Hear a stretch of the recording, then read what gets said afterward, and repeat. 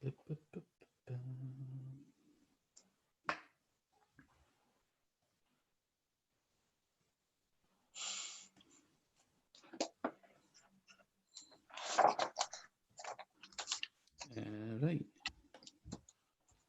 Let's get the music blaring. Let's get the music blaring.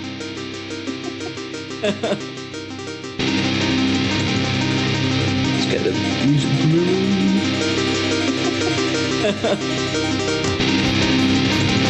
Oh my god, it's terrible.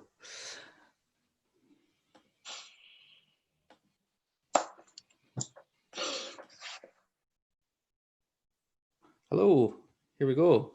All right, how's it Back going? again. UFC preview show. I don't think that worked as well as I hoped it would, but it's all good. Your production values, mate, are like next to nothing. Right.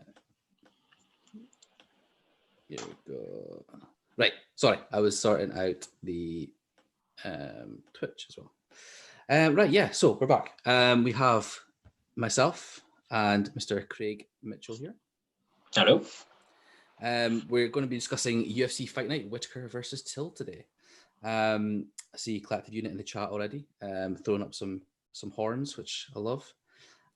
So yeah, before we get started, there was again a couple of things that I wanted to go through news-wise, but yeah, we'll kind of get started. So, Craig, first off, my first bit of news that I want to discuss: Mike Tyson is back. Yeah. So if I'm right in saying this, he's basically set up like a Legends league, and although it's like boxing first, I think he's looking to do it with like MMA, with like heaps of different sports as well. So yeah, the actual idea in itself is kind of interesting. It will be exciting to see Tyson, and it's Roy Jones Jr. So like that's two legends of sport, and like guys that, I mean, if you see Tyson moving now, mental, and like crazy. Roy Jones Jr., like he fought any weight class, he was just right, I'll fight, I'll do it, and it's clear that he's sort of came in to do that again. So that'll be that. I think that's actually exciting. It's different to the like Tito Ortiz, Chuck Liddell 3 or whatever it was that happened. Was that a year ago, 2 years ago, where it's just two men that should not be in the ring anymore. So yeah, it's an interesting concept. It's the sort of thing it'll sell tickets. People will pay pay-per-views for it, but yeah, there is every possibility that it's going to be a bit of a shambles, because you'll have people that just should not be fighting anymore fighting, or people that haven't even trained in years but were a big draw before, and then they're going to get put together again, and let's see these guys fight. It was the dream fight back in the day. It's like, but nowadays not so much. That's the thing, it's definitely kind of a commercial decision, I would say. I believe, as you say, Mike Tyson looked amazing in some of the videos, but does that translate into the ring? Another kind of point on it that will be kind of commercial decision, I don't know if you've heard, but on the undercard you have ex-NBA player Nate Robinson, who's like 5 foot nothing, and he's fighting YouTuber Jake Paul. Oh, fuck me. All right. Yeah. Jake Paul, though, he does... Now, sorry. Is Jake Paul the one that... No, is it? Wait a minute. I'm confused. So what was the last big YouTube fight that we had? Logan Paul. So Logan Paul's his brother. He fought KSI. He's fought him twice now, I think. Yeah, okay. But Jake Paul's his brother, who actually fought on the undercard on both of those fights. Okay. So he's he actually looks relatively good in the ring. But Nate Robinson, like I say, ex-NBA player, was a point guard with like the Knicks. He is literally, I think he's like 5'9"-ish, and he has no previous box experience. What he says is he's an athlete. He played college football, played obviously high level NBA, and he thinks that will translate into boxing. I can tell you categorically it doesn't. There's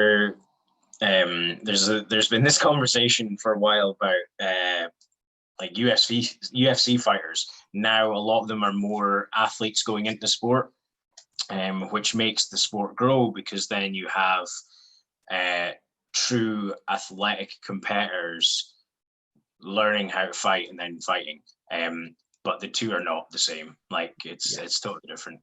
In fact, to quote Mike Tyson, everybody has a plan until you get punched in the face. And like you'll get, especially, I don't want to say this about, you know, anybody that has has backing to them, like YouTube, has some money at the back of them, has a career, athletic career behind them, and then goes into the ring. You'll probably get a lot of guys around them being like, yes men, be like, oh yeah, you can do it, you can, you know, you've done this, you're an athlete. But realistically, yeah, it doesn't translate the same. And I think it sullies the sport. I mean, boxing's always been a bit of a carnival for a while, but it sullies the actual athletic idea of it when you have, you know, a guy who has no previous experience fighting and is getting paid so much more than a guy's maybe been fighting 10 years, 15 years, and has actually dedicated his life to the sport. And that kind of pisses me off a bit. But you know what? If people want to pay to watch it, it's fine. I think that's maybe another subject on the idea of white collar boxing and white collar MMA. And it's just a bit. It's a good idea to get people like interested. You can raise money for charity. That's great. But in terms of the actual sport itself, and to then do it on that sort of scale, I think it's a bit fucking ridiculous. Yeah. And Collective Unit in the chat has said, cough, CM Punk, cough. Yeah, and I mean, CM Punk had a bit of a grappling background to him. And like wrestling's not professional wrestling is not easy. It's not like it's just you can just walk in and, you know, put on a show. You know, there is a lot more to it than just, oh well, one guy knows he's got a win sort of thing. Like you get hit in the head by something, it's still got hurt, you know. But yeah, it's very different. And I think CM Punk is because he had the name behind him. People were interested, and then people wanted to see him get his ass beat. So it's a bit of a daft one. I don't know. I don't know if it's wrong for the sport, because it does maybe get people involved that wouldn't have been interested before. Maybe even opens up younger generations to think, oh well, you know, I'm playing basketball just now, but you know, I train boxing in my spare time, and actually I prefer boxing. It gives them another outlet. I mean, the money is totally different, but still, it will sell. It will be what it'll be. Yeah, absolutely. Okay, on to MMA news. Holly Holm, the main event, has been cancelled. Her opponent Aldana tested positive for COVID, so now that fight night is Brunson versus Shabazian. Which could be quite a sleeper fight. I think Shabazian takes that, but we'll see. Big Derek Brunson. Derek Brunson, yeah, big Derek Brunson. Next point, Cejudo, back on Twitter, the king of cringe, Triple C, calling out Volkanovski. I mean, why? Yeah, exactly. Like if you retire, you retire. You can't retire 1 month and then the next month be like, well, actually, I want to fight this guy. It's like, right, you're not retiring. You've relinquished the title because you've decided you can't be fucked with it anymore. Like, I don't like that at all. Yeah, I think as well, you know, it's not a case of who wants to see that fight? Well, like, I know. Nobody is going to be interested in that, because Volkanovski is significantly bigger than Cejudo. Yep. And okay, like he knocked out Dillashaw, who was bigger than him, but that's getting into a different realm that I think he'd drown. Yeah, I'd maybe like to see that. You know? Yeah, see it from a point of view where it'd be quite interesting. But you know, we're talking last time about Volkanovski and the fact that, you know, most leg kicks in a like by the third round in a featherweight fight ever. When you saw him against Max and the 251 card, again, you know, the amount of pressure, leg kicks, it just seems to me as if it's probably would be one of the most one-sided things ever. But you know, it's Henry Cejudo. He loves to go on Twitter, use his King of Cringe kind of persona, and kind of get hyped that way. But yeah, to me, I don't get it. I think we kind of touched on it the last time as well, is that there was the potential that Jan versus Aldo could kill the division. It didn't. It was a great fight. And Aldo shown that he can still fight the way he used to. You know, he put on an impressive performance, shining back to his WC days. I think it was WC. Yeah. So that's impressive, and it was a good fight. It was an entertaining fight. But how much does that kind of put a dampener on it? If Cejudo decides, right, I'm dropping the belt because I'm done, I've had enough, and then like a month later, 2 months later, 3 months, I don't know, turns around and goes, actually, I want to fight that guy because I think that'll be good. Like, I don't know. I think that he's like, he maybe buys into his own hype too much, and you can't retire and then 3 months later be asking for another fight. It's just bollocks. Yeah. So that's fine. What else? Dustin Poirier. So he has come out to say that in terms of the rest of his fight career, he's just want to take the legacy fights. He's not worried about paychecks. He wants to fight the biggest, the best, the ones that when he retires, he says in about 5 years' time, when he retires, his name is up there as one of the greats. I don't see why not. I mean, if you want to be remembered as one of the best, you've got to be fighting the best. Poirier is a very good fighter. He is. He's been a bit unfortunate because he's had to face some absolute, demons in that octagon. And the losses that he's got are against big names. So.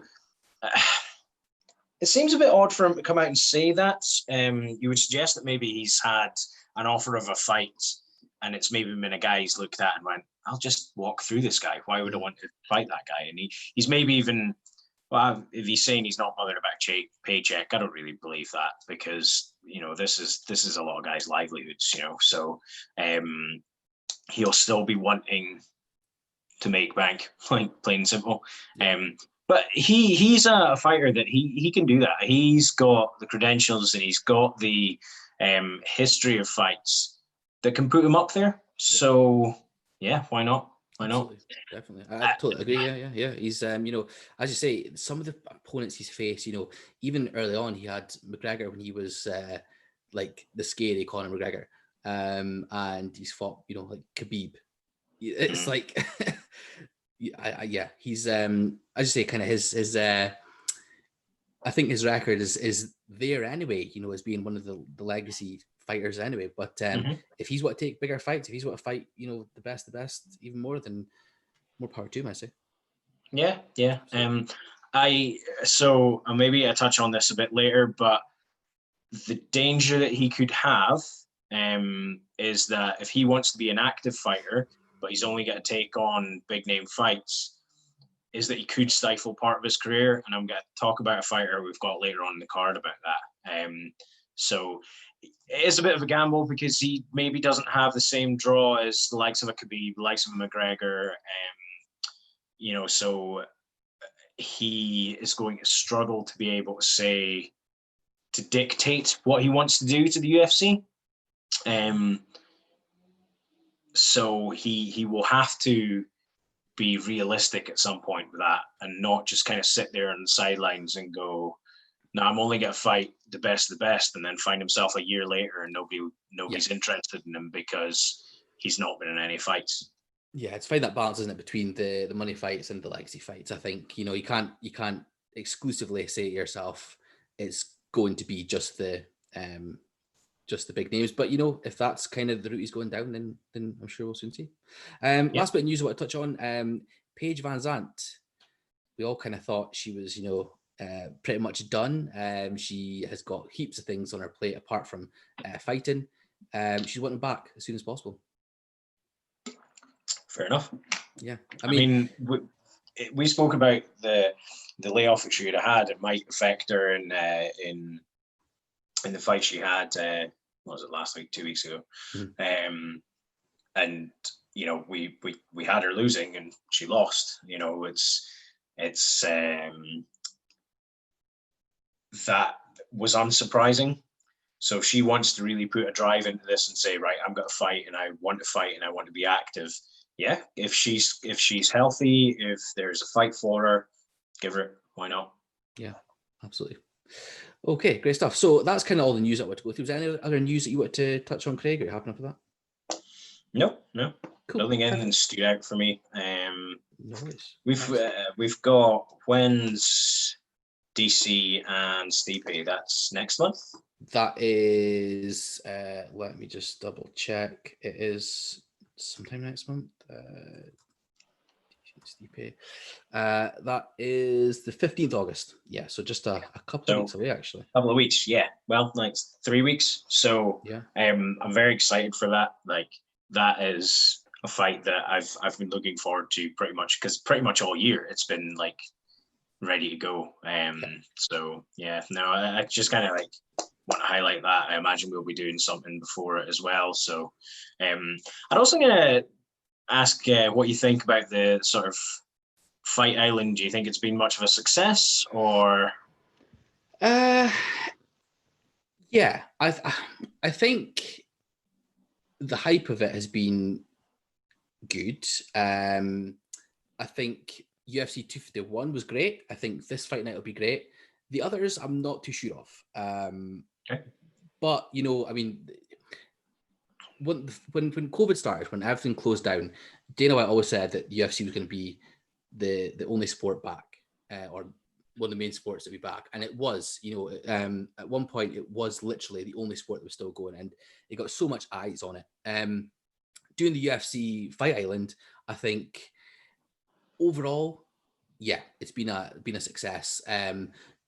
Not like when it all kind of started, these plans were kind of put in place, where it was they were potentially going to do something like this, and I think in terms of what it's done for the sport, in terms of people that maybe didn't watch it before, I think yeah, it's been a pretty good success. Yeah. What about yourself? Yeah. What do you think? Well, I was actually thinking this commercially. So they've been able to draw eyes. They'll be drawing eyes that they never would have before. They will be, again, the only thing in the market at the time, or maybe even still now in the US. We've got some sports starting up again, but I don't know if there's much going on in the US as it is. But I think from a commercial standpoint, from the UFC, they'll have obviously had to put in a lot of money to this, but what they're getting in return is going to be a longer term of prosperity, because you'll get guys that would have never been on the sport before, and now the eyes are going to be on there going forward. But I actually thought about this in terms of the fighters. So we've had quite a few cards in the past month, and something like 4 cards this month. And then like going forward, we'll probably have more cards coming, Fight Island, depending on how long, probably more specifically how long things are going for, going against them in the US, and if they're going to have another spat of lockdown and all these sort of things. They appeared not to be. They're just kind of like, nah, fuck it, we'll just go ahead. But I think for the fighters that are on the cards, they're getting a paycheck that chances are, if everything was just shut down, they wouldn't be getting, like plain and simple. So I actually think it's a good thing to be happening for the fighters that are on the cards, because otherwise they had no income, and it's very difficult for a fighter, a professional fighter, even at the top level of UFC, to make a living out of fighting. So yeah, I actually am. And as much as it seemed a bit of a stupid idea initially, I was like, oh, Fight Island, and it was like, this is dumb. I actually think that what it's doing for fighters and the way that it's being carried out is actually pretty good for the fighters as well as the sport as well.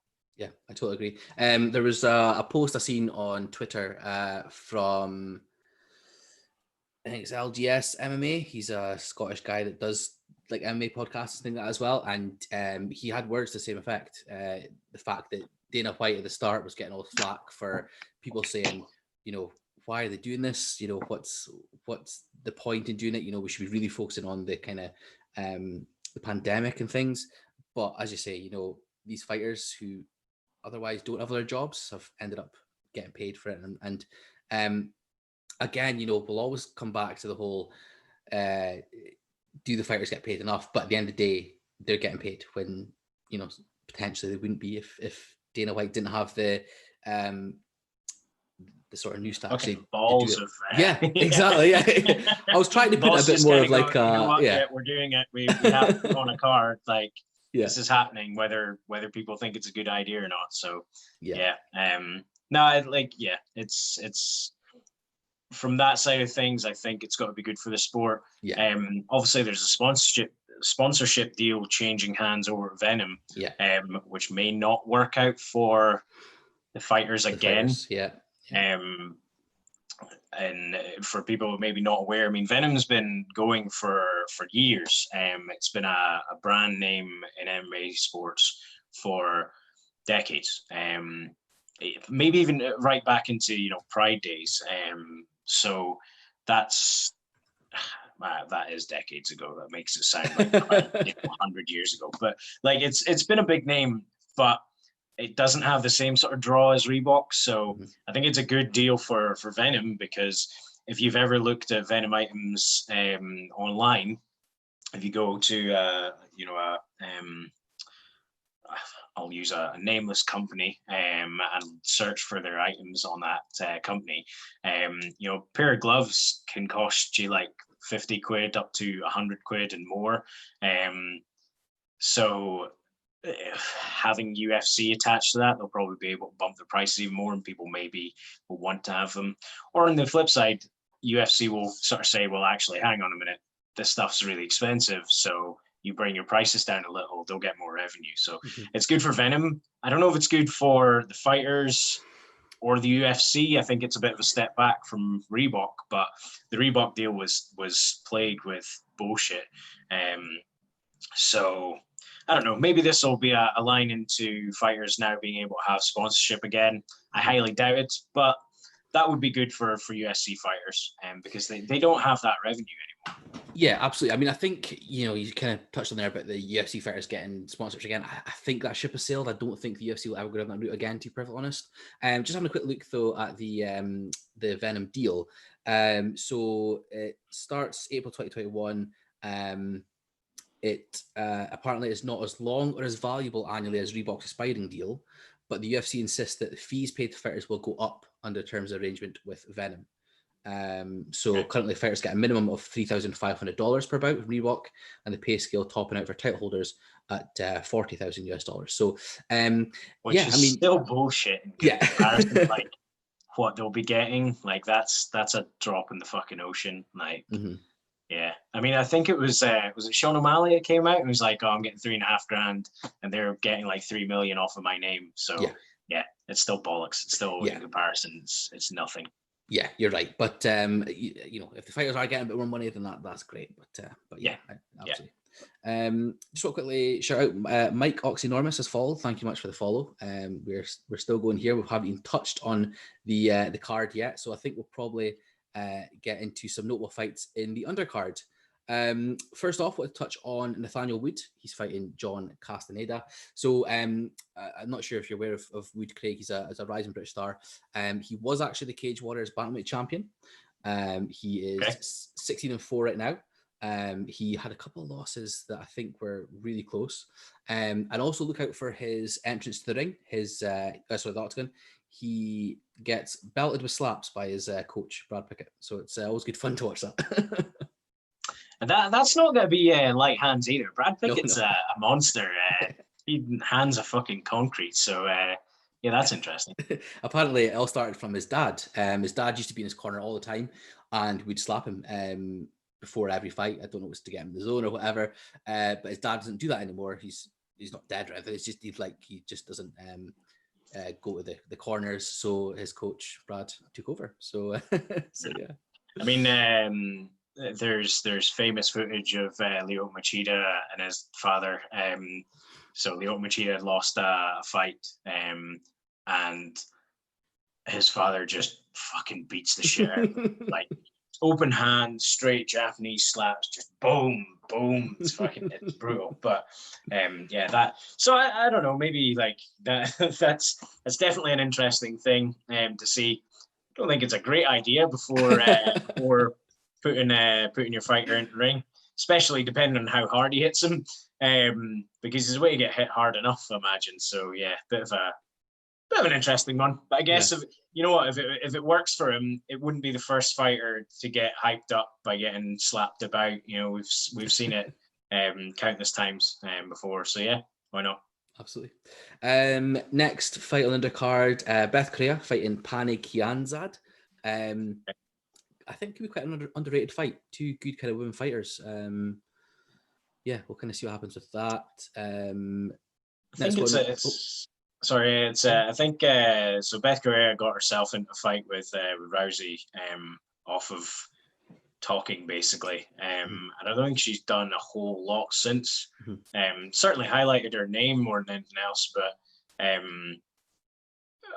as a fighter, I'm not as interested in Beth Correa because she was pretty wild when she was in the fights that she had, or the fights I've seen, in fairness. I haven't seen her fight in a long time, so she might have tightened up her striking and everything, but she got absolutely, destroyed by Rousey. And, but I imagine she made a good paycheck out of that. And is still active as fighting as well, so that's important. Yeah, definitely. That's fine. And then the next one I wanted to discuss was Cowboy Oliveira. He's fighting undercard. Against Peter Sabota. With Cowboy, he puts on a show. So yeah, you quite good to watch out for. He's literally the Brazilian Cerrone, like in name and everything. yeah, in name and all. Yeah, definitely. Absolutely.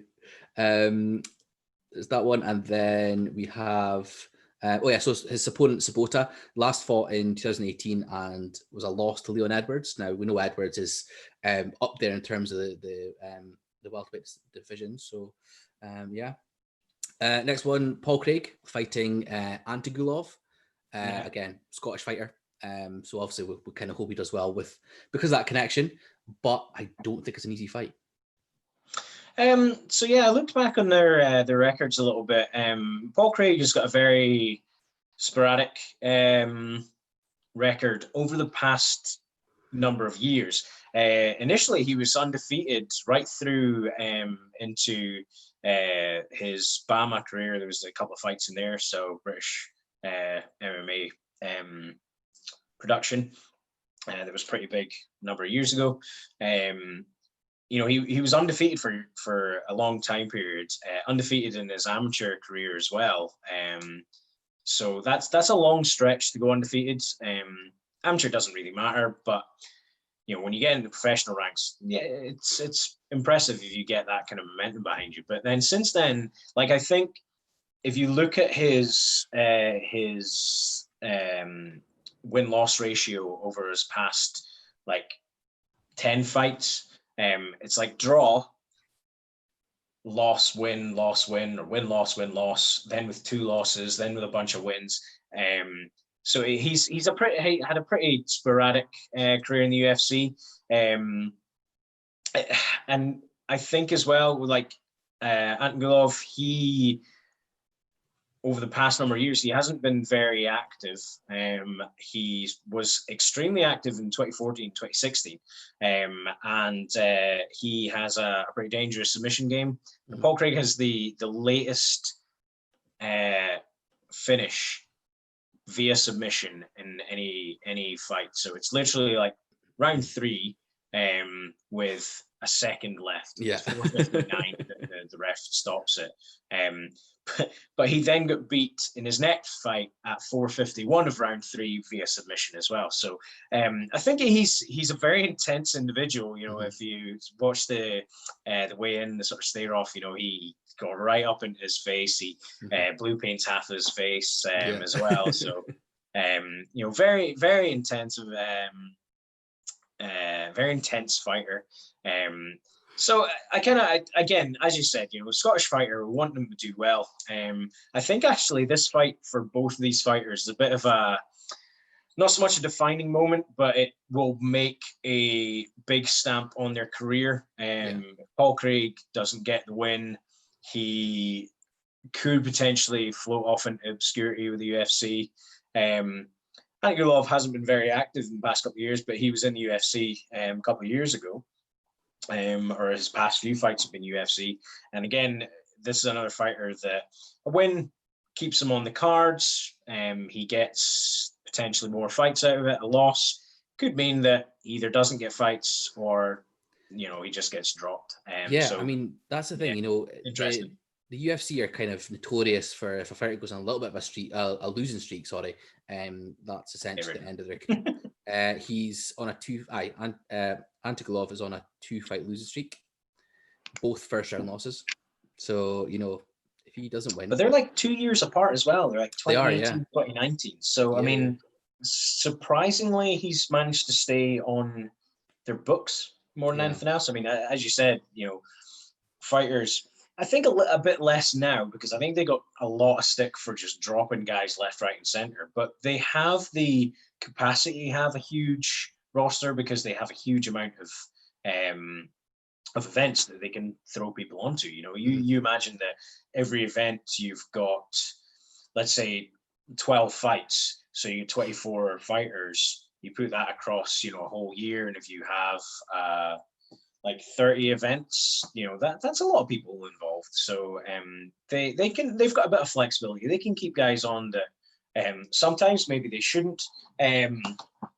So I guess we'll wait and see how that one goes. But obviously, hoping that Berju gets the win out of that one. Definitely. Okay, doke. Right. So moving on, we're kind of going into the fights now that we are going to cover in more detail as opposed to the undercard ones. So first fight, Carla Esparza versus Marina Rodriguez in the women's strawweight division. Esparza is 16-6. Last 5 fights are loss, win. Kind of the last losses against Gadela and Tatiana Suarez, so 2 pretty good fighters. You've got Rodriguez, who's 12-0 with 2 draws. She is kind of relatively new to the UFC, but her record is win, draw, draw, a couple of draws in there. And latest win was against Tisha Torres in August 2019. What's your thoughts for that, Craig?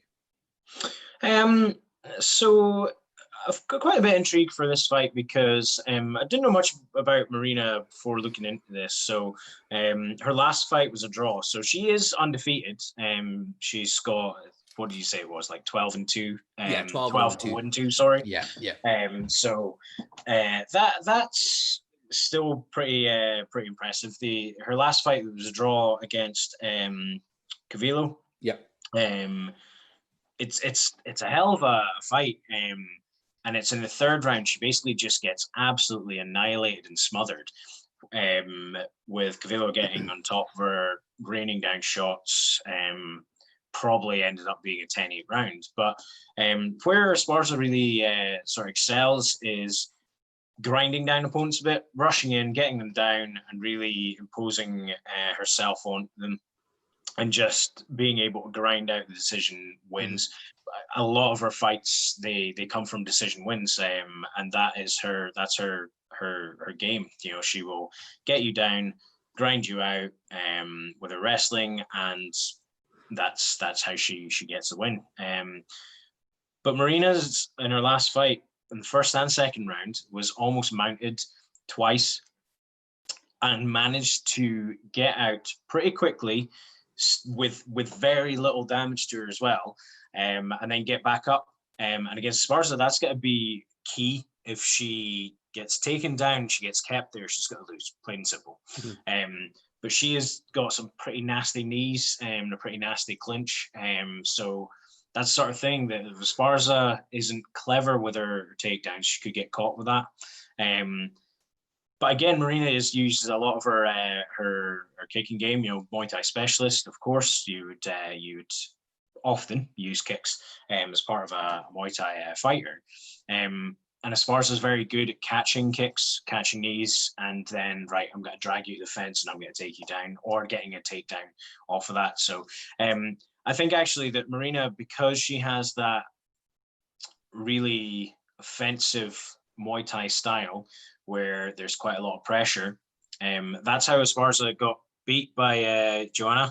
She just got absolutely smashed. So if Marina can do something the same, then I see Marina taking the win with this, but it's going to be a pretty close one because I think, again, if Marina's not careful with her offense and Esparza manages to just catch her, take her down, then it could be a very one-sided fight. Definitely. Yeah, I mean, some of the stats I've kind of got from here is, well, one of the things with Esparza, she can struggle versus taller fighters, and Rodriguez is actually 6 inches taller. Don't know if that could come into play potentially. But Rodriguez, her takedown defense is 70%. So again, against wrestlers, if you've got great takedown defense, then that can come in pretty handy. Rodriguez undefeated in 14 fights. Esparza's got decision in 8 of her last 9 fights, and Rodriguez has actually got decision in 7 of her last 8 fights as well. So, okay, yeah. So, I mean, that kind of shows that these two are gonna be able to go a distance, and it's not likely to be a 1-2 round finish. It's likely to go the whole way. But yeah, it's got that potential for either of them to take this fight. And the thing is as well, but with likes of with Marina's takedown defense, you've got to remember as well that takedown defense is only when somebody actually gets to her. So if she can keep somebody away, or indeed if she's fighting another stand-up based fighter, then that percentage is going to be less and less and less anyway. You need somebody to attempt to take down to have a stat like that anyway. So I don't think she's got particularly good takedown defense. Against Gavillo, she got taken down quite a few times. I think once every round, at least. Managed to get back up, and again, as I said, I think that's the important part for it. But the actual Esparza's got to be gunning for that takedown more than potentially our other opponents would have been. So that statistic gets smaller and smaller and smaller. The more Esparza takes her down, attempts it, and works on her there. Yeah, absolutely. Okay, perfect. Anything else you want to cover about that fight? Or are you happy enough for that? No, like I said, I think Marina's going to take it if she managed to keep Carla off her. She is taller, so rangier, so could potentially just keep her back with a jab, keep her back with like some teeps and things like that. But again, as I said, I think that could go either way as well. Absolutely. I mean, I have Rodriguez winning as well. What I'm going to do today is I'm going to get our predictions and put them in like a spreadsheet and see how we get on. Because I know last time we kind of had all the same picks, but I think it might be a bit harder to choose who win in these ones. So we'll see what happens. Okay, yeah. But yeah, I've gone Rodriguez. I've actually gone a late TKO. I think she might catch her with some of these knees coming in. But again, I think it will be a late kind of 3-rounder, definitely. But yeah. Okay. Cool. Right. So next one, Verdum versus Gustafsson in the heavyweight division. So we've got Verdum, who's 23-9. Last 5 fights, loss, win, loss. He's on a 2-loss streak, lost to Alexei Oleinik and Volkov. Gustafsson, 18-6. His is loss, win, loss. Now, obviously, this is his first one in the heavyweight division, though, so a kind of different animal than the light heavyweight division. But again, he's also on a 2-fight losing streak. So, what's your thoughts with this one, Craig? So I touched on this with talking about Poirier. So after the John Jones fight with Gustafsson, which there's a lot of people who think Gustafsson won that. Gustafsson himself is adamant he won that. He's got his tattoos with the spades, and that one he puts as half spade that he's filled it out with because he thinks it doesn't matter, that was my win. After that fight, he kind of turned around and went, look, I'm not taking anything unless it's for the title. And he was inactive for like a year and a half. And I think, personally, I feel that stifled his career, and he could have went on and been that champion. He could have been the DC replacement, essentially, where John Jones dropped the light heavyweight title, DC scooped it right back up, and sort of carried that torch. I think that could have been Gustafsson if he had been more active. The losses that he's got recently, I mean, I say recently because he, of course, retired, but has taken a year out of the sport, not 3 months like somebody else we were talking about earlier. They were against top contenders, and he got beat by DC pretty convincingly. DC did very well to just control him and take him down, because Gustafsson was the perfect counter to a lot of Jones's offense. So apart from the second fight, Jones managed to find a way to just dominate him. Yeah. So he's only been inactive for a year. It's not a huge timescale. We were talking about some of the fighters on the last card that we covered, that they'd been out for 18 months, for 9 months, for whatever else. So it's not a huge layoff. And although he's now in the heavyweight division, he's not huge. He is still coming in at about 230, something like that, which he was probably walking about at light heavyweight. Yeah. And then, of course, cutting down to 205. He does look quite thick just now, though. Like his core looks like it is filled out. And he does look a bit thicker, but thicker 3 with... C's. Yeah, but 3 C's. Yeah, not even 2, 3 C's. But yeah, he does look quite a bit thicker. He's got incredible takedown defense. He managed to stifle a lot of Jones' takedowns in their first encounter. He's only really been taken down a handful of times. And Verdum, that is his world. He wants to take you down. He wants to be on you. Verdum does have a lot of interesting striking. He'll throw spinning kick attacks. He'll throw high kicks. He'll throw a lot of clinch knees, which will do a lot of damage, which I don't think he'll be able to do against Gustafsson, because Gustafsson has a bit of a height advantage, and Verdum would need to get him down quite a bit to be able to get that sort of tie clinch on him, and then be able to keep him there to get that knee, without either getting taken down or with Gustafsson just getting out of there. I don't think the layoff's going to do anything bad for Gustafsson. I'm really pleased to see him fighting again, because I really like Gustafsson. I think he's a great fighter. I'm interested to see how his movement is in comparison to where he was at light heavyweight, because he's got quite a lot of... he doesn't bounce per se. We're not talking about like a Stephen Thompson or somebody like that, but he does move a lot. With his footwork, he moves a lot, and has a little bit of a rocking sort of motion when he's sort of facing someone. So I'm interested to see if he's carried that over. If realistically we're seeing a completely different Gustafsson at heavyweight, or if we're going to see more of the same. Because even if he is just more of the same, carrying a bit extra power to him, carrying a bit extra weight to him, makes him very dangerous, because he's got some pretty crisp striking as it is. So I'm really excited for this fight. I do love Verdum, but he had a 2-year layoff due to a potential doping violation, or a doping violation. And his last fight, he looked tired. Like, he looked really tired. He was up against Olenek, I think you said. Yeah. And Olenek, they're both 42, 43. They're older guys. Olenek threw some wild striking, but he put a lot of pressure on Verdum. Verdum just could not handle it. And it's the sort of pressure that Gustafsson is able to put on, and he will put it on if he needs to. Verdum also, in his last fight, he's never been a ripped guy. Like, it's, not all fighters are 6-pack and just shredded messes. He's never been that fighter.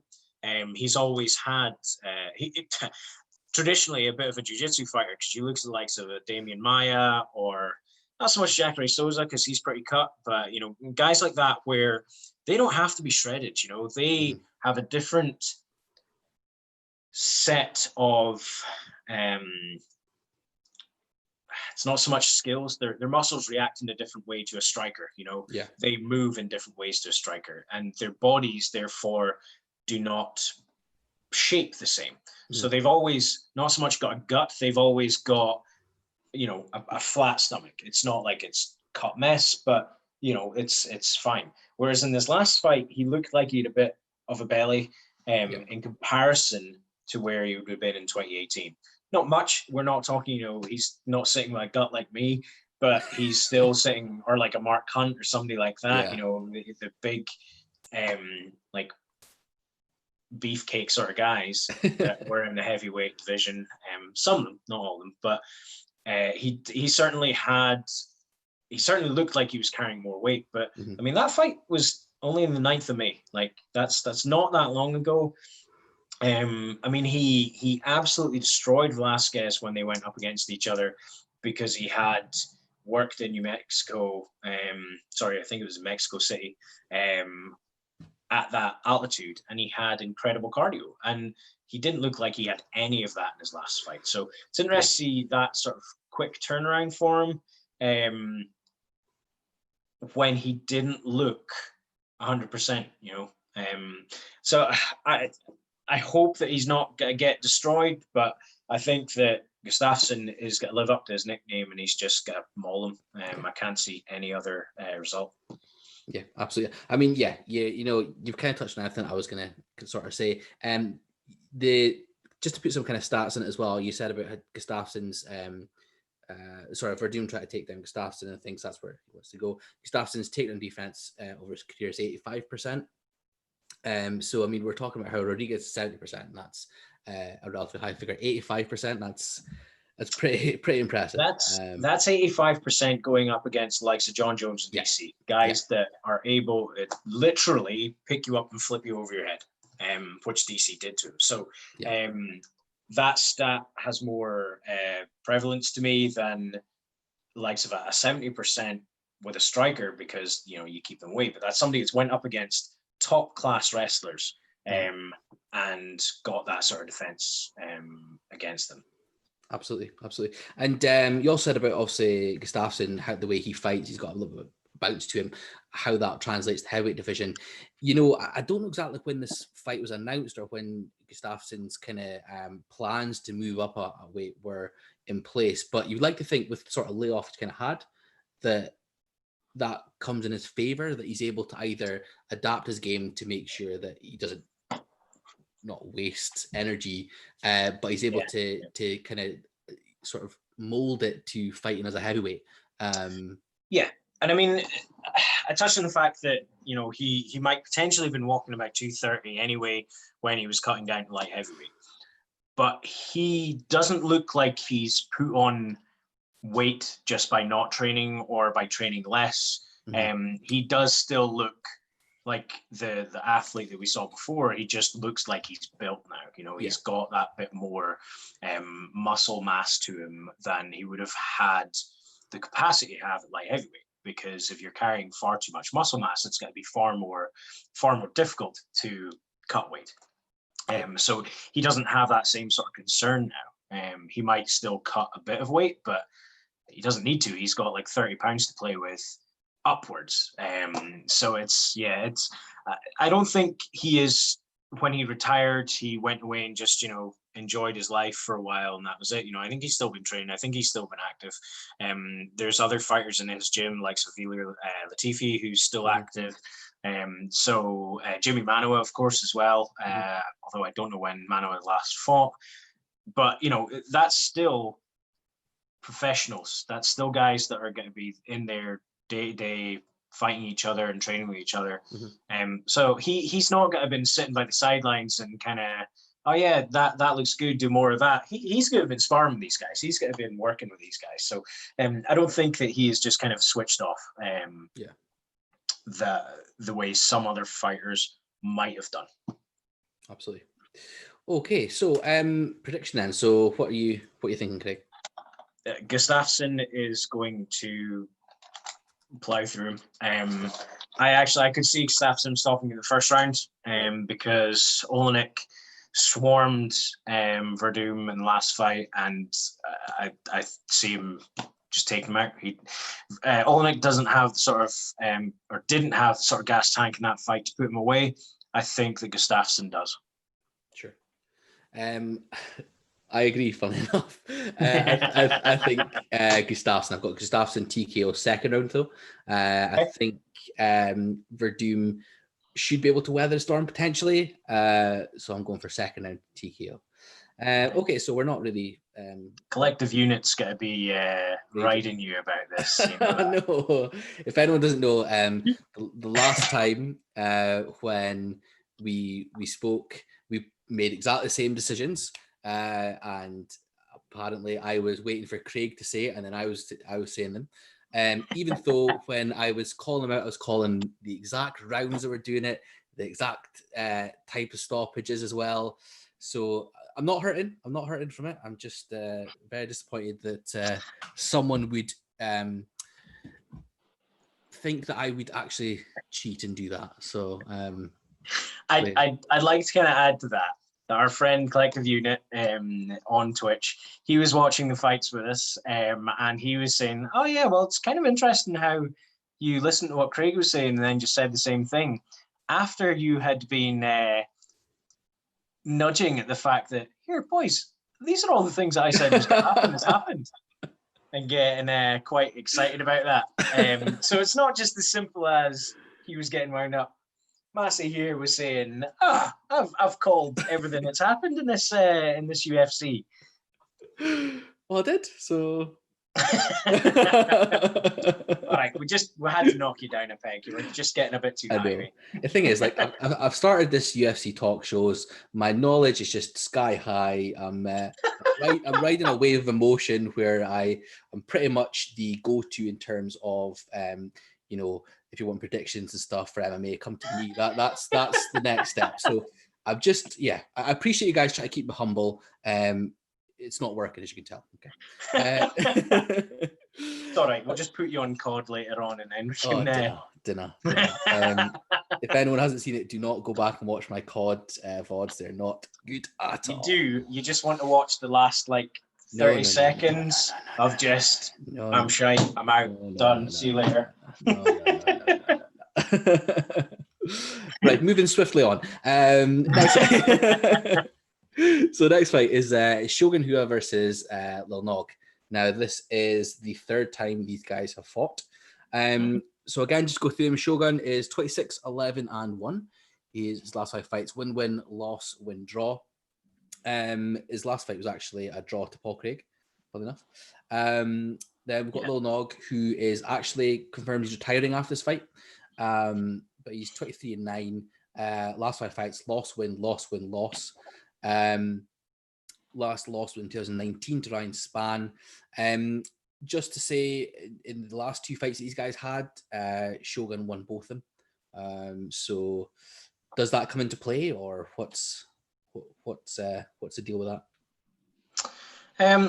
I mean, these 2 guys are legends, without a question.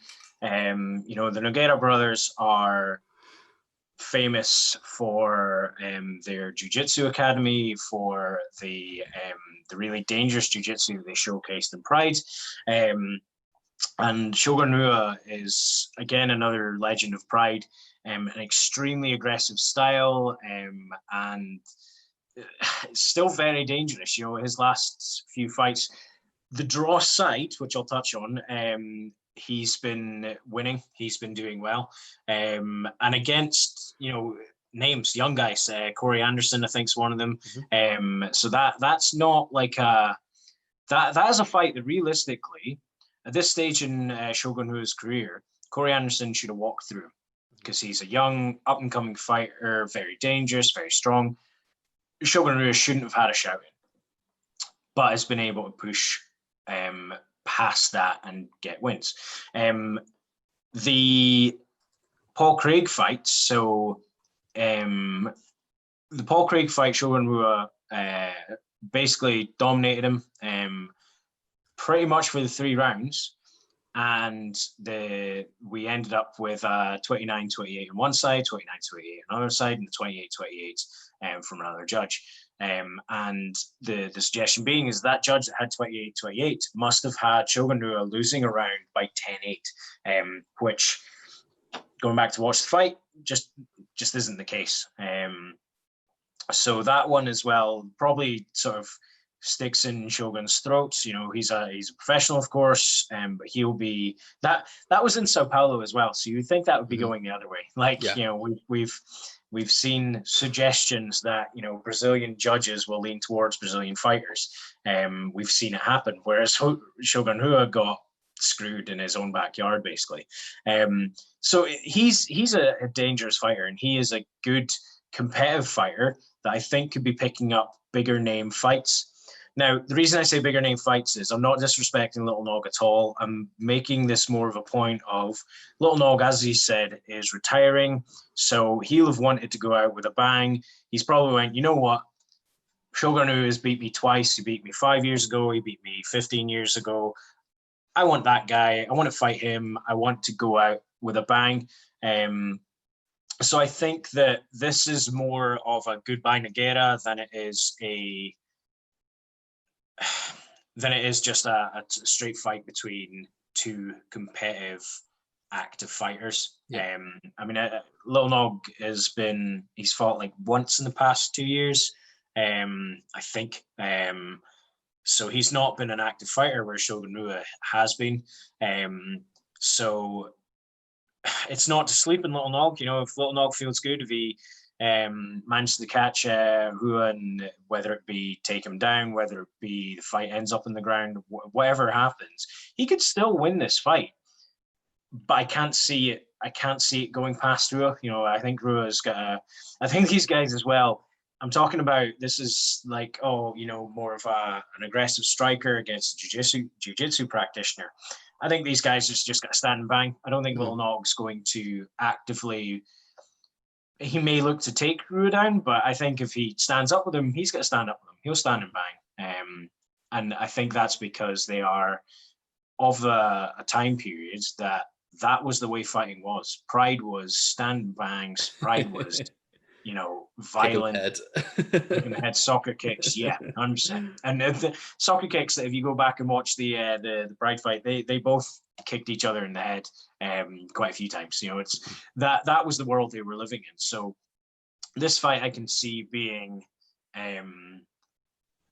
extremely, not necessarily fast-paced, but extremely aggressive, and it'll be exciting for what it is. It'll either be a very quick goodbye Little Nog, or it could have a bit of spice to it. They could just stand and bang and just be like, okay, let's see who's got the bigger dick, and we could find ourselves, 2 or 3 rounds in with both of them black and blue, bloodied up.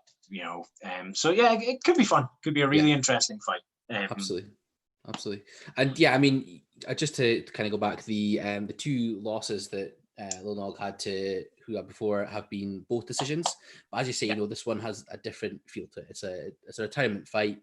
Does that then mean Little Nog wants to make sure that he wins, or at least puts on a show? But I mean, it's quite interesting. We're talking about obviously their jiu-jitsu and how they can be quite aggressive with that as well. The last 4 of Nogueira's fights have ended by KO. And obviously Shogun as well loves a KO. So,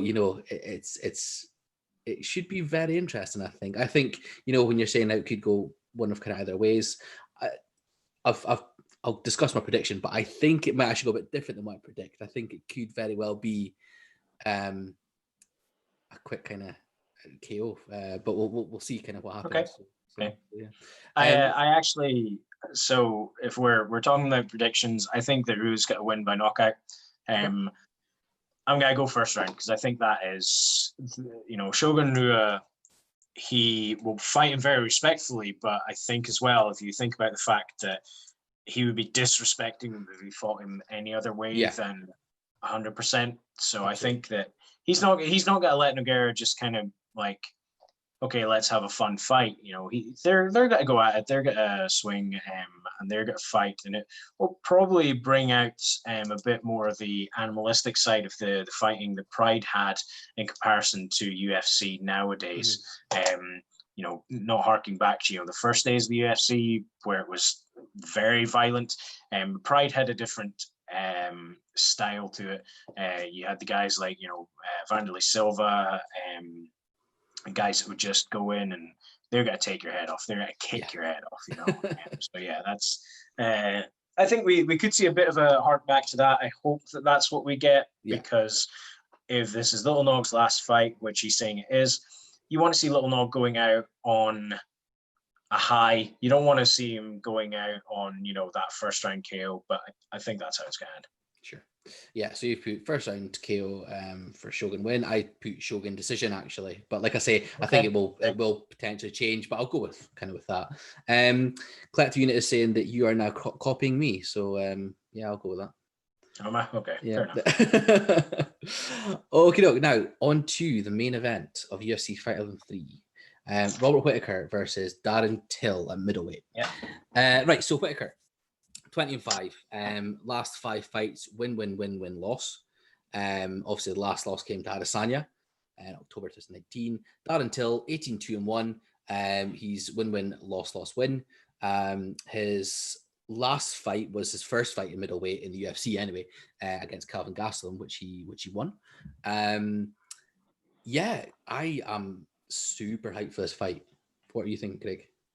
Yeah, I mean, I think it's going to be a really exciting fight because I think their styles could complement each other pretty well. So Darren Till, well, actually no, let's kind of focus on Whittaker. So Whittaker has just came off 2 fights against Romero and then Adesanya. So in the second fight against Romero, obviously Romero's a completely different beast to both Till and to Adesanya, but Whittaker, Till, and Romero are all the same height. The reach is pretty much the same with all 3 of them. So Whittaker did a great job of keeping Romero back with jabs, oblique kicks, teeps, and just pushing him back. And Romero's the type of fighter, he stood and took it for ages. He's a very patient and then explosive fighter. But that's where, Romero, after getting his ass handed to him basically in the first 2 rounds of their second fight, knocked him down in the third, knocked him down in the fourth, knocked him down in the fifth, or not so much knocked him down in the fourth, sorry, he had his legs wobbling a lot. And although Whittaker recovered, he was helped by the fact that Romero was exhausted as well.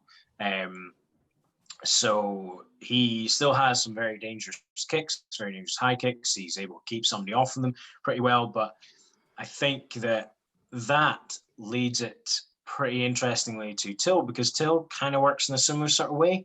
He's got a great set of leg kicks to him. His left hand is very dangerous. Sort of a Muay Thai base, basically, and a bit of counter striker to a degree. And when I say he's a counter striker, he's very patient. He will find that right point. And it's not a case of, you think about like an Anderson Silva, who is, right, you come into me, I'm going to move and I'm going to smash you. Till's not that fighter. He is a very methodical and strategic striker. So it's not on the same level, but it still kind of counters pretty well. So where Romero would have stood and took it, Till's not going to do that. Till is going to be on him. Till's going to be putting pressure on him. But we saw Till get knocked out by Masvidal prior to his move up to middleweight, and that was a big knockout. It wasn't just a tap in the chin and he went down and the ref stopped it. He was cleaned out. So both of these guys have the potential to cause a lot of damage with the tools that they have, and they've also taken big shots as well. And Whittaker's just been beaten for the title by Israel Adesanya via knockout as well, so we know that he can be stopped. So it's got every potential to be a bit of a slow burn. They'll fight outside of each other, so they're not likely to get into each other. They're not likely to tie up in a clinch a lot. So they're not likely to be on the ground. I think actually, if this was a ground fight, it would be the last thing that anybody would expect. Yeah. But yeah, I think it's going to be a bit of a slow burn. They're not likely to just go in flying at each other. Their styles don't warrant that sort of fight. Yeah. But if Till manages to close the distance to him, he is likely to be a very much stronger than Whittaker. And okay, Whittaker's just fought Romero as well prior to the Adesanya fight, so he's not going to be surprised by Till's strength. But he's called a gorilla for a reason. He's a big guy at middleweight. He was a big guy at welterweight, but I think obviously it maybe just once he got to a certain point, he was going to struggle because because I spoke about it last time, the idea of having less water in your system. He actually started his career at middleweight and had quite a run at middleweight, then dropped to welterweight. Obviously then came in the UFC and fought for a while, and people got excited about him. People are still excited about him. He's a big draw, certainly for a UK fighter or a UK audience, he's a big draw. But he's now become a bit of a big draw for, I'll say, American audiences, purely just as an example. I don't want to say the rest of the world, because the rest of the world isn't just America, in spite of what they might think. But yeah, so he's got a lot of potential going forward as his career. He has a tool set to be a future champion. And I think that's where it maybe becomes really interesting between Till and Whittaker. They both kind of need this win for very different reasons. Whittaker's wanting to get back on that title trail. Till wants to get on that title trail. He wants to be, chomping at Adesanya's heels. Whereas Whittaker wants to kind of go, now wait a minute, nobody's getting past me. I'm taking Adesanya. I'm going to be the one that's going to be next for him, essentially. So there's talks of Adesanya and Costa, is it? Yeah. Yeah. So that's basically signed apparently September. Okay. See this. So the last suggestion I heard was that Dana was like, "No, they've not signed this yet. So we leaked this way too fucking early." So okay. But that's the suggestion that we have. We have Costa and we have Adesanya, and I think Whittaker wants to be right behind that that hype train, because if one of those guys has to drop out for any reason, then that means he can step in. But on top of that as well, he wants to be the next guy. He wants to be, okay, so I'm going to be right back in line for that title shot. Absolutely. Just touching on Adesanya and Costa. So that came from Errol Hawani on Twitter. He said the sources have confirmed that they have signed, and apparently it's going to be Ultimate Fighter, but yeah, I think it was Rogan that said that. Yeah. But we'll kind of see what happens. But I think it's if it's not been, the UFC haven't confirmed it, but I think it's as good as done, really. That will be interesting. But touching on Till, we also spoke about there his knockout to Masvidal.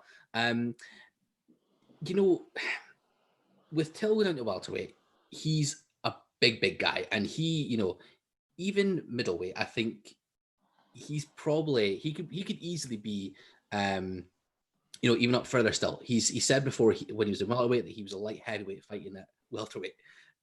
So the whole thing you're saying about the less water in your kind of brain, obviously that's like pro science, but it means that you are able to get knocked out easier. So I kind of feel that came into it when fighting Masvidal. Now, in that fight, he was beating Masvidal the whole time. Masvidal was setting some traps and throwing some feints and things as well that Till was biting on.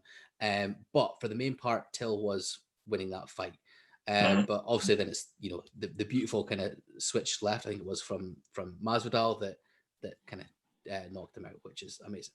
But going into then the Gastelum fight, stepping up a weight, he looked so much more patient and composed as well. Like I was saying with the traps that Masvidal was setting out for him, he wasn't biting as much with Gastelum. Now I know it's completely different fighters. Gastelum is more like a heavy hitter and things as well, but he seemed to be doing the right things. Now I think it was after the Gastelum fight as well that he said that he was looking for a way out of that fight. Mentally wasn't all there. He was actually thinking of faking an injury to Yeah, get out of the fight yeah. as well. I think actually, so I think Masvidal fight as well. He had some sort of similar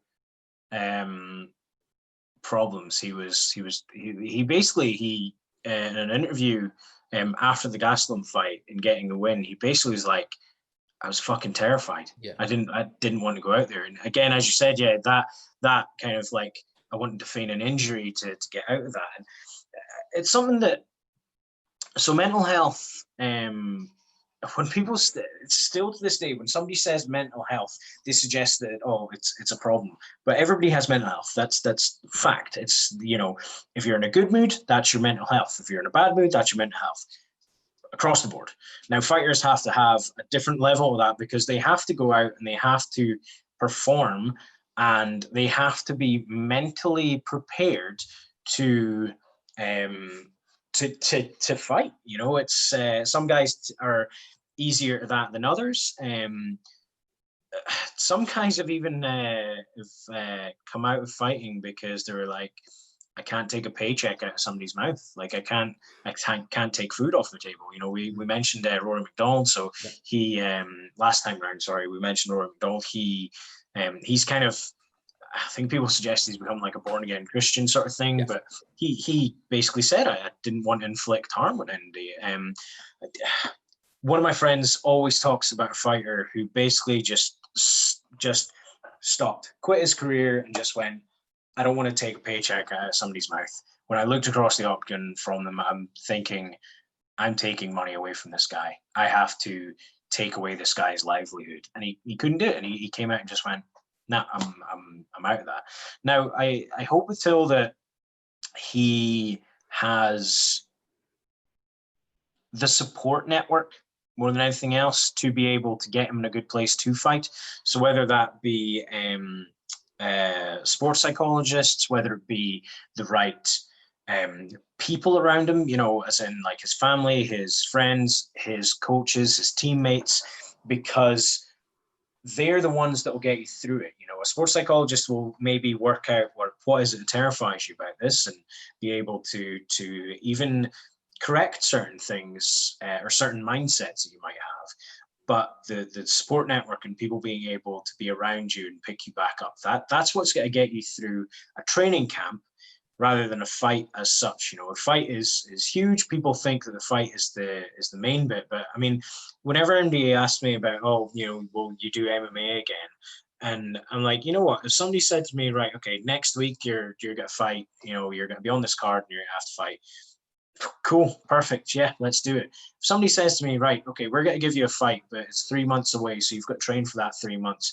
You have to spend 3 months of your life getting the shit kicked out of you, getting beat up by your teammates, pushing your body beyond its limits in terms of the exercises you're doing and all these other things. And some people, not just some fighters, but some people are better equipped to do that than others. Okay. Now Till has a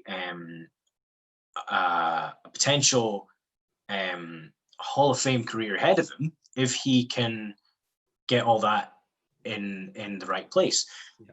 I do like the fact that he came out and said, you know what, I was fucking terrified about this. And because you know what, like, some people, not all people, but there's a lot of fighters that will come out and say, man, before I fight, I don't want to go out there. I don't want to do this. Pat Barry is one of them. He's like, I was terrified for every single fight I did. And there's been a number of other high profile fighters that have been like, I'm terrified every time I step into the octagon. But that's them being aware of it and knowing how to get beyond it. And I hope somebody like Till, who is an exciting prospect for the sport, is able to get that support network around him. And hopefully as well, that can highlight that, you know what, this guy obviously has some issues with fighting in terms of the mindset of it, and he's able to push beyond that and then perform. So it's actually, I don't know if you watched, there was the face-off they did on the beach, and then there's the face-off they did at the weigh-ins. At the beach, he didn't even look at Whittaker. Yeah. He was like, he wanted to be anywhere else. That was the sort of body language that he gave off. And the weigh-ins, he's okay, I'm here right in front of him, eye to eye, nose to nose. And he, after he's like, it looks really intense. It looks really like, holy fuck, these guys are gonna kill each other. But then he's like taps him on the shoulder. Okay, cool, man. And there's a way, So like that is really that's really encouraging from a fan's side of you. Okay, somebody that I quite like Till. I like to see him fight. I want to see him do well. I'm glad to see that in those two instances that it's very chalk and cheese, and it's very much that he's able to be very serious, stare down a guy, get right in the guy's face, and then be like, okay, cool, let's go. Well, I'll speak to you soon. I'll get to see you tomorrow. Like, just have a bit of a laugh more than anything else. So, like, I don't fear that he is not going to be in the right place or he's not going to be able to perform. I actually look at that and think, okay, what can that do for our sport? If he can come out and openly say, I fucking do not want to do this. I don't want to do this when he's in the moment. I don't mean as in like he's fighting and he doesn't want to do it. I don't want to, I'm not talking about like a GSP where, he has, he gets just sucked into that life and he had to turn around and go, I need to get out of this. Like he didn't like who he was. He didn't want to fight. Because he's a martial artist. He trains, he's still training. That's not just a fighter that does that. But he had to get out of that lifestyle because it's very hard hard to do. You don't get a lot of time off when you're actively fighting. You go from a camp to another camp to another camp. If you fight 3 times in a year, you're still only getting the suggestion that you might have 3 months off of that year. And that month off you have in between those fights outside the camp that you have, you're still going to have to train. You can't just, stop training for a month and then start training 2 months later. It doesn't work like that. So yeah, I hope from a fan's point of view that he is able to overcome that in whatever way and be able to do well in the sport. But I also hope that it can highlight mental health as part of the sport itself, because all these martial arts, fighting, contact sports, they can do wonders for people, absolute wonders for people's mental health. So it's encouraging to kind of build on that. And it's something that is a subject that is more and more to the forefront of our daily lives, than to encourage people at the sport to kind of say, you know what, these aren't guys that are just off their head and want to fight. These are normal guys. And out with the actual fighters, the professional fighters, there's people who do these contact sports day in, day out because it puts them in a better mindset. So yeah, like I hope that's the effect it can have. Absolutely. And yeah, I mean, it's when it did kind of come out that he said that, the reaction, I know certainly on Twitter anyway, was so positive, and it was around the lines of more power to him and more power to fighters that can come out and say that. And it's fantastic that he felt he can do that. I'll just quickly say, hey, Master Square Bush, thanks for dropping by. Yeah, with Till as well, we're talking about the support network that he has. There's been some issues that he's had out with the octagon as well, whether that is to do with the mental side of things, or if it was to do with the support network. But when he was in I think it was Tenerife, there was a something that happened where basically I think him and his pals actually stole a taxi, and got fined, and don't think went to jail for it. But I vaguely remember this. Yeah. I believe that was after Masvidal, though. It was before the Gastelum fights. So it's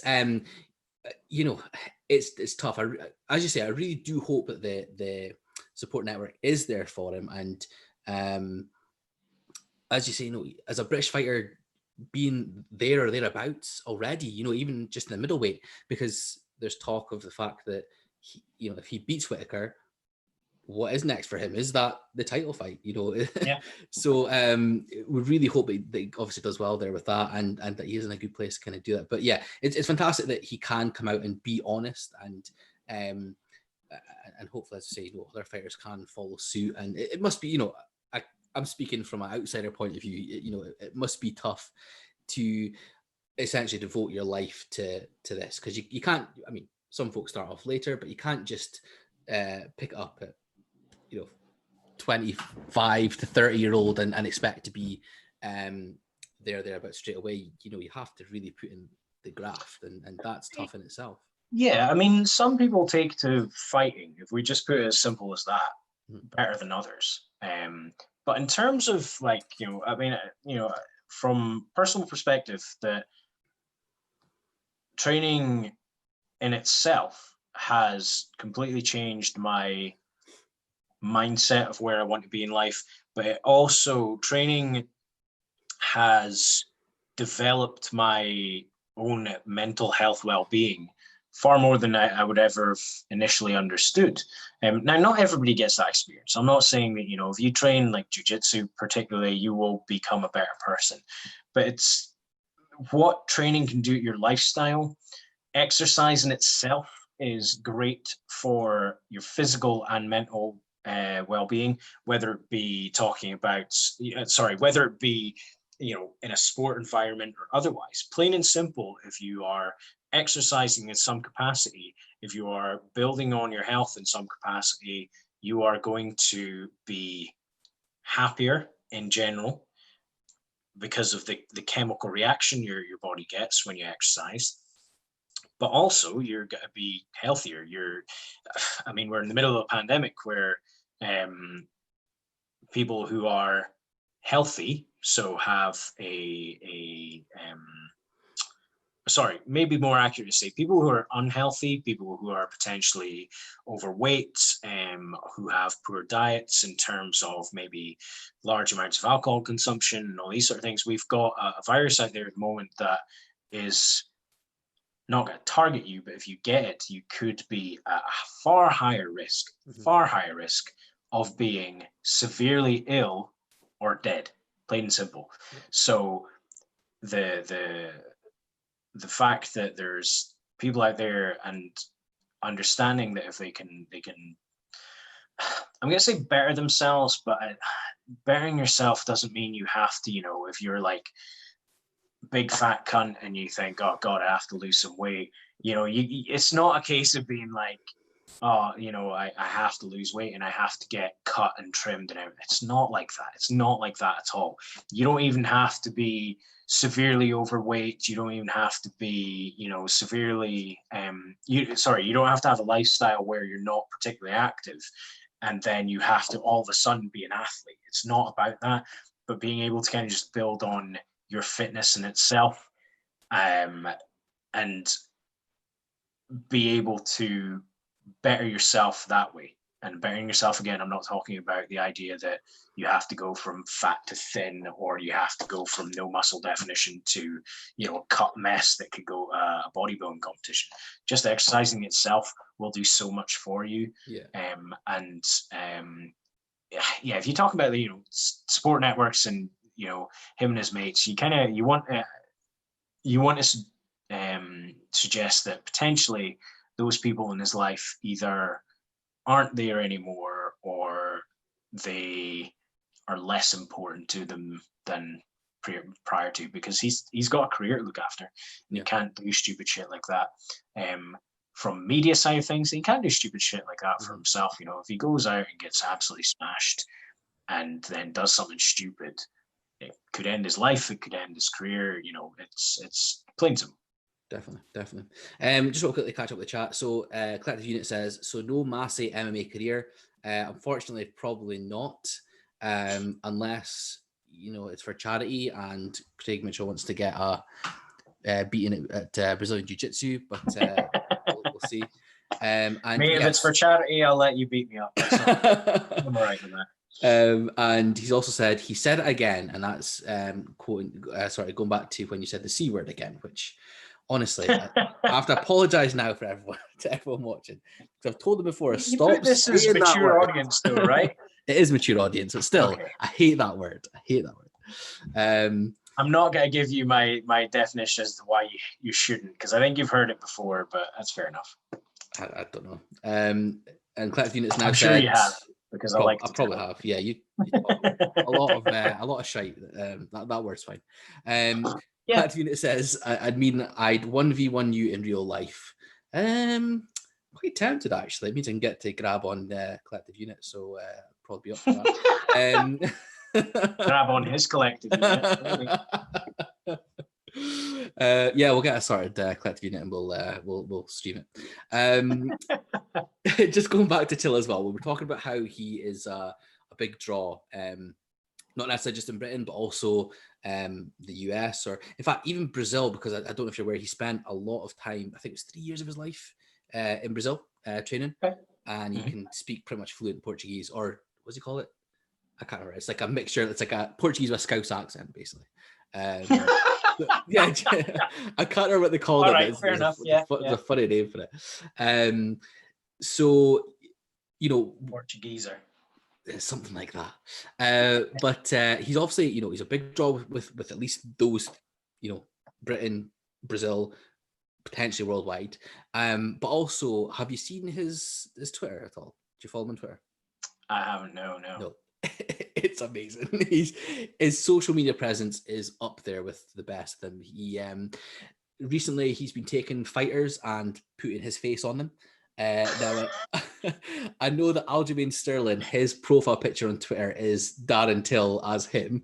I think BT Sport, they tweeted out a picture which was the UFC Fight Island fight card with all the fighters, but all of them had Darren Till's face on it. And honestly, it's unbelievable. There was also, I seen a tweet where it was showing all the times that Darren Till was sliding into DMs of, I can't remember what team it was, but he slid into DMs, like basically just calling them fatties and stuff like that. And it's just, honestly, he is hilarious on Twitter. So if you haven't followed Darren Till on Twitter, I think it's at Darren Till 2. I believe his first one was actually either suspended or blocked or something. So it's hilarious. You need to follow him. He's so funny. Right, so we've kind of spoken about Darren Till. We've not really went into much about Whittaker, really. We've kind of touched on his past sort of performances or his past sort of results and things. I mean, with Whittaker, he's had his issue with injuries, and he had a couple of long layoffs. Well. Yeah. I mean, well, going back to it, his last fight obviously was against Adesanya in October 2019. Before that was the Romero fight. That was June 2018. Before that, wow, okay. Yeah, I didn't quite realize it that far. Yeah. Romero again before that, and that was July 2017. So it's a year between the two Romero fights, and then 18 months. 14 months between. 18 months between the two. The Romero and that Adesanya fight. Sorry, I can't add today. So there's always been that issue with him, that there's potential things that come up. Now I know I think he had some sort of issue with staph infections, I think, as well. And so I think the initial layoff from Romero was that he destroyed his knee. Right. And then he was supposed to be fighting him again relatively soon after that, and then he got a further injury to his knee. Sure. I'm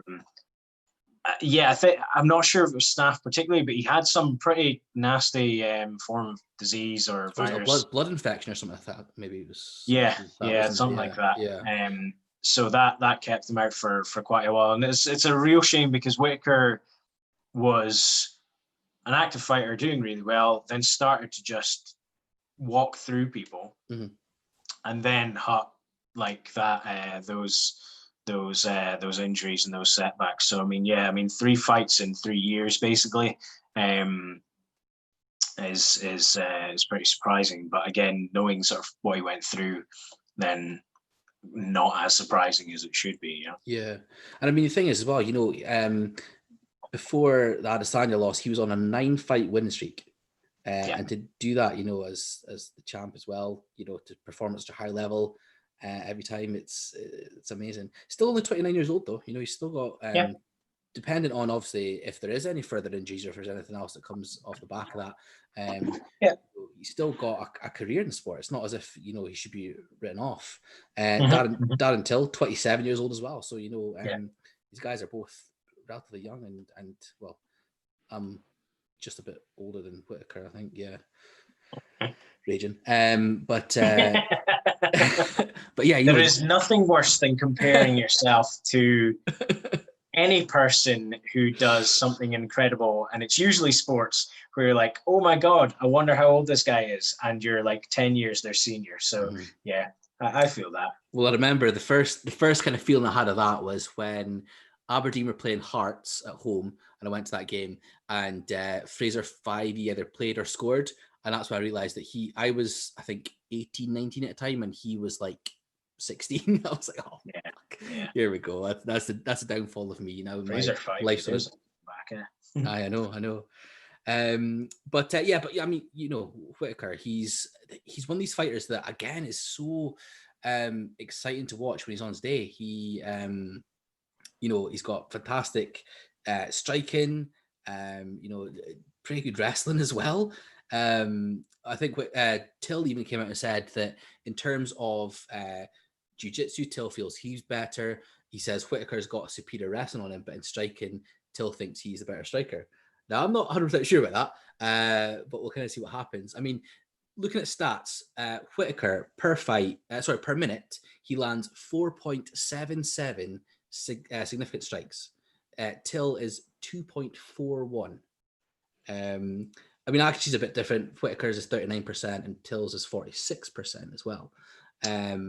And I think that's probably the defining point of that. So, yes, Whittaker lands more significant strikes, but Till picks them. He lands at a more accurate rate, So Whittaker can throw a lot of strikes, and he might have, like if he throws 10 strikes and lands 4 of them, okay, so that's fine. He's got that 40%. But if Till throws 8 strikes and lands 4 of them, that's a better stat.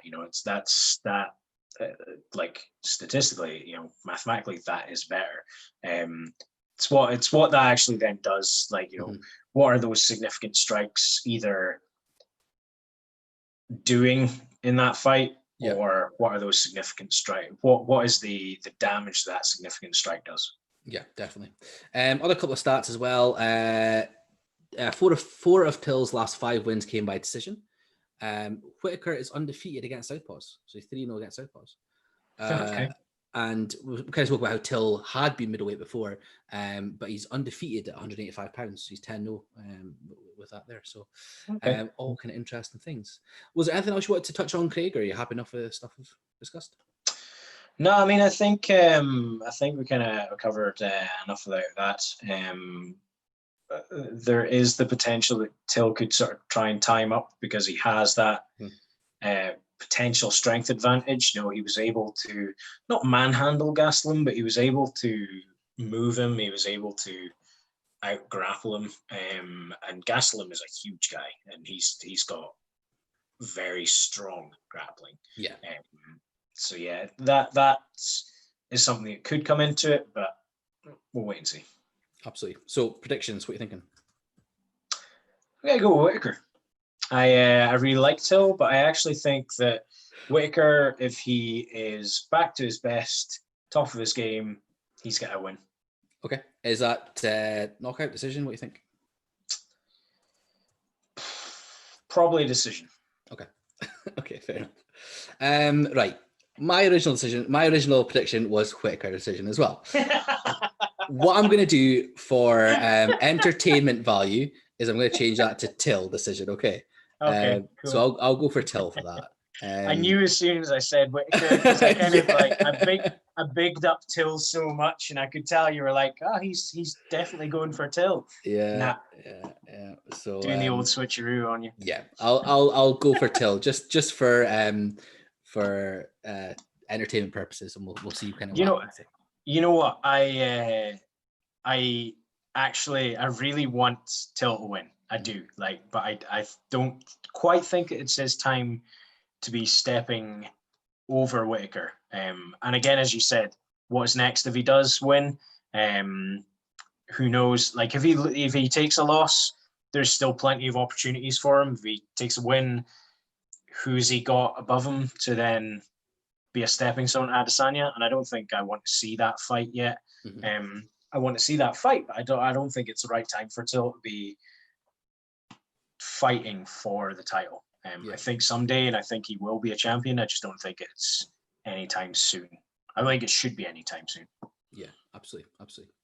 Okay, perfect. Well, was there anything else you wanted to go over, Craig? Or are you happy enough with all the stuff we've kind of spoke about today? No, I think we've covered as much as we were hoping to. Stuff. Perfect. Okay. Well, I just want to give a quick shout out to, I have done this in the chat, the couple of websites I've been using for stats.